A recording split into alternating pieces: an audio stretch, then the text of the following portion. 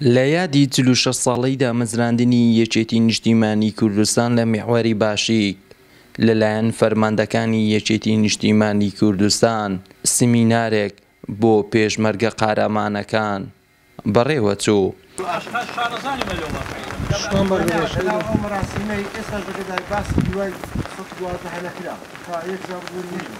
لە سەرەتای ڕێوەڕسمەکە بەرپرسی کۆمیتەی پێشمەرگە وتارێک بۆ پێشمەرگە قارەمانەکانی خوێندەوە.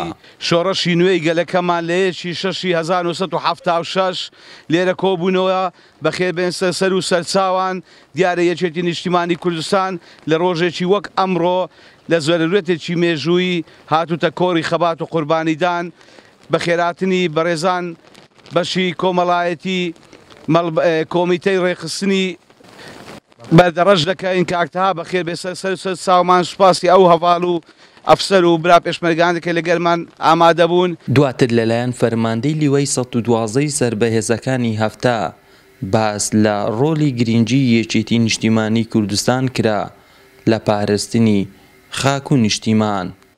45مین ساڵ یادی هەتیسانی شۆڕشنوێی گەلەکەمان گەرمترین پیرۆزباییتان لێ دەکەم. درود بۆ ڕوحی پاکی شەهیدان.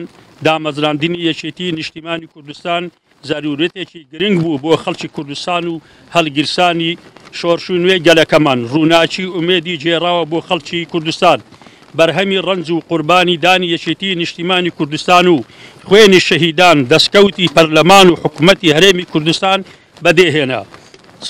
بەشێک لە ئەفسەر و پێشمەرگە قارەمانەکانی لیوەی 112 بەلێنی خۆیان دووپات دەکەنەوە کە ئەوان بەردەوام دەبن لەسەر ڕێبازە پیرۆزەکەی سەرۆک مامجەلال.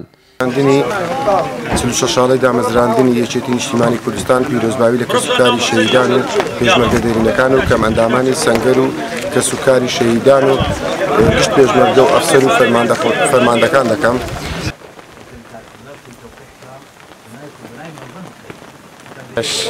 ساڵیاد یەکێتی نیشتیمانی کوردستان ئەسۆک پێشمەرگەیەکی لیوە 112 پیرۆزبایی تەواوی وڵاتی کورد کەم تایبەتی ئیرانگرێنێکی لێ نیشتیمانی کوردستانی ئەمە کۆ پێشمەرگە یەکێتی نیشتیمانی کوردستانی بەردەوام سەرفێ ڕێبازێ ئینشەڵڵا بەردەوام بین سەر ڕێبازە مامەمازە. لیوەی 112 یەکێتی نیشتیمانی کوردستان لە میحوەری باشی یەکێکە لەو لیوانەی بەردەوام خاچی کوردستانی پاراستووە لە دژی دوژمنان بە تایبەت لە شەڕی داعش. ئەم لیوایە گەورەترین داستانی تۆمار کردووە. محەممەد جەلیل، کەناڵی بادینان، میحوەری باشی.